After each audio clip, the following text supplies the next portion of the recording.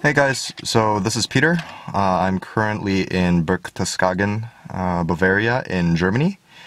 And I decided to make a video because Mike and I decided to rent a car for the weekend to travel around Germany.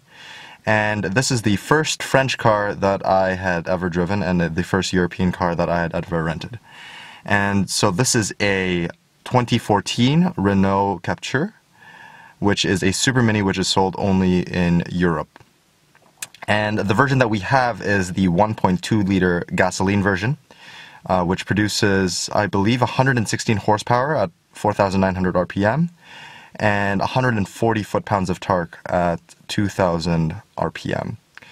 And so there are a couple of interesting things about this car that I kind of want to show you.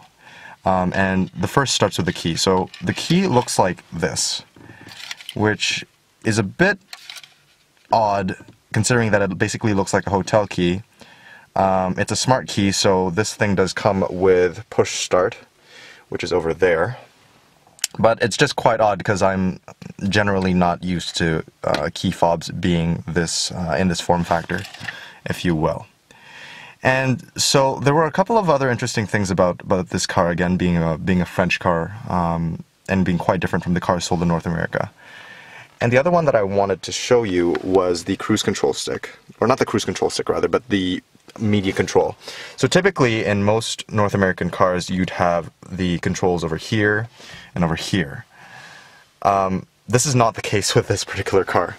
So if you see here, it isn't very clear, but there's a stalk here that controls most of the audiovisual controls. There's a knob at the back that controls the radio station presets. And this button over here controls volume down, and this button over here controls volume up. And there's a button up here, which can't really be seen, but that controls the source. And so that's really different because usually you'd have it here and you'd have it here, and it's kind of difficult to operate from this angle. But I guess that's just how French people like it. So I'm just going to start up the car real quick. I'm in my pajamas, but anyway. And show you what the central cluster looks like.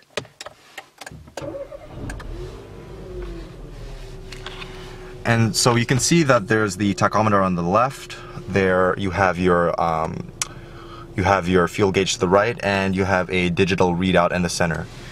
So there's no oil pressure, no oil temperature. It's very simple. To the center, we have the center console. There is no sport mode. There is an eco mode, which significantly deadens your pedal feel. This is a just to backtrack, and I think just to remind you guys, this is a brand new car. We got it with around 200 kilometers today, and we've since racked it up to around 1,100, just driving across Germany. So again, no sport mode. Cup holder here, handbrake here, and the central console here. And if we turn this on, and if it works, so this is the Renault central IP. This is the same system that you find in the Renault Clio.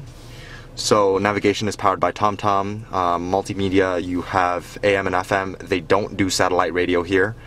You do get USB, Bluetooth connectivity as well as auxiliary, no CD drive, and there's a variety of different things as well. Interestingly enough, if you go under vehicle and you go under driving eco mode, they give you a number of different buckets that you can set your trip odometer to, and this is our particular model. Or this is what we average today. So our total distance is 1,000 miles, or 1,000 kilometers rather. They show you how well you did in eco mode. We were driving on the Autobahn for a lot of the time, averaging around 180 to 190 kilometers an hour. So not the most economical in the world. And they give you a variety of reports, including your average consumption. This is not in focus. The miles that you spent without saving or without spending any gas. It's actually really quite interesting. Fit and finish of this particular model is not too bad. So considering that this is sold or competes alongside the Nissan Juke and the Ford EcoSport in Europe. The material quality is actually quite good.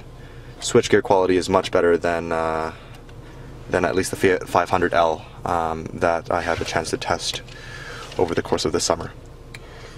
The ride is rather compliant. It's not the most sporty drive in the world, but this is not what it's meant to be. The cruise control button is actually down here. That's to activate your cruise control, and this is essentially this is the toggle to turn it on and off, and this is to activate it when you're driving. And on the right hand side, I'm not necessarily sure what that does, but I presume this is voice command. I haven't had a chance to use it because a lot of the controls and that sort of thing isn't all in German. Excuse me, I have a little bit of a cold. So this is the top of the line model, which is, I believe, called the Dynamic model. Cloth seats, but it comes with navigation, the upgraded sound system. I think that IP might not be standard, but I could be wrong. So front two windows are automatic up-down, and the rear two are manual. And let's just take a tour around the vehicle and show you around.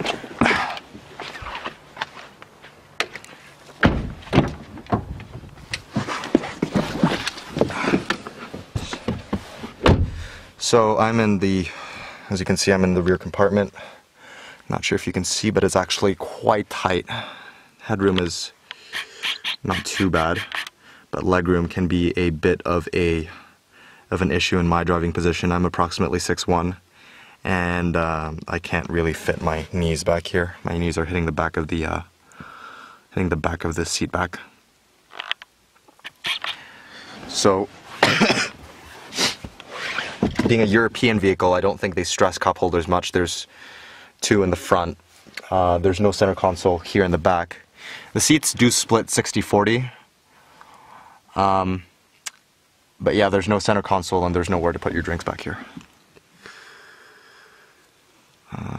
And yeah, that's basically the back. There's a mesh pocket over here, which might have been a cost-saving measure, but it's pretty effective at holding stuff. So, just to come around the back. So this is what the car looks like on the outside, at least from the back. Again, this is a pretty small car. Let me just unlock that again. This is a pretty small car. I mean, if I open the trunk, you can see that you could probably fit, and we did fit two bags, two regular carry-ons in here. But beyond that, it's very difficult to get anything of size in, especially with 4 passengers or 5 passengers in the car, or 4 passengers and 1 driver rather. I think this is a false load floor, and you can't really see it back here, but yeah, that's all empty space. So there is a tire inflator kit, but there isn't a full-size spare.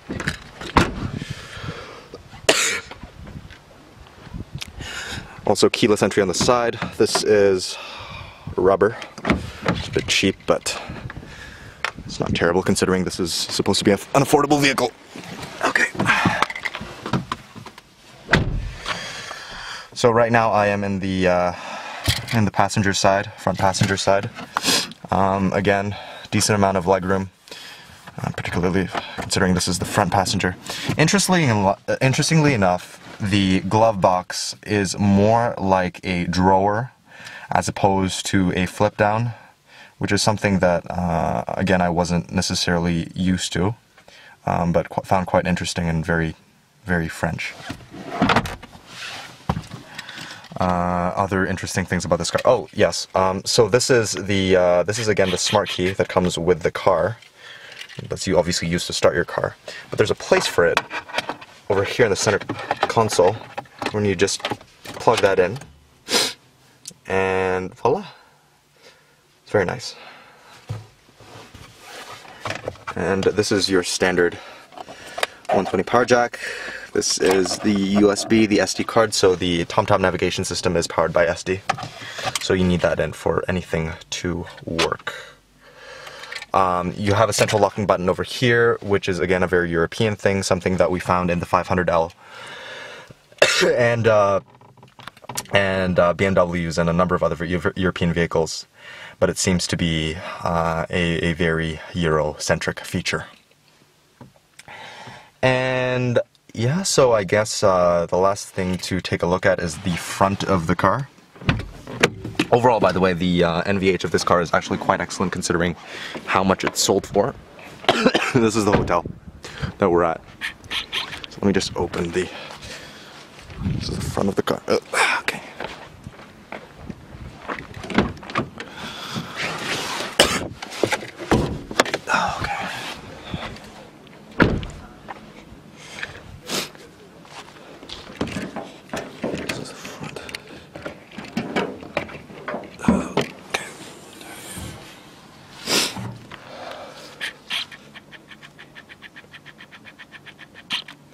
So again, this is standard 1.2 liter 4-cylinder.